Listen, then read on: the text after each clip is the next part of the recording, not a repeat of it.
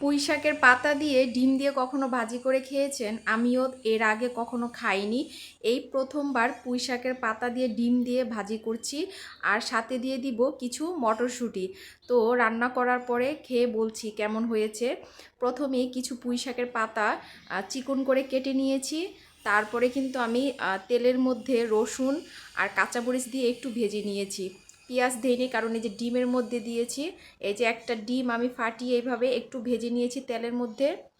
তারপর খুব সুন্দর করে একসাথে মিশিয়ে দিব ডিম আর হচ্ছে পুঁই শাকের পাতাগুলো, আর দিয়ে দিব কিছু মটরশুঁটি। এটা আমার ফ্রোজেন করা ছিল, তাই দিয়ে দিয়েছি। তারপর আমি একটু ঢেকে দিব। এই যে আমার কিন্তু পুঁই শাকের ভাজিটা হয়ে গিয়েছে। এখন পানি যেন না থাকে, একটু শুকনা শুকনা করে নিয়ে নিব, আর পরিবেশন করব গরম ভাতের সাথে। পুঁই শাক ডিম দিয়ে ভাজি, আর নিয়েছি একটু আলুর ভর্তা, সাথে অন্য তরকারিও আছে। খেয়ে দেখি কেমন হয়েছে। আলহামদুলিল্লাহ, খারাপ না, খেতে ভালোই লাগে, ভাজি করে খেতে পারেন।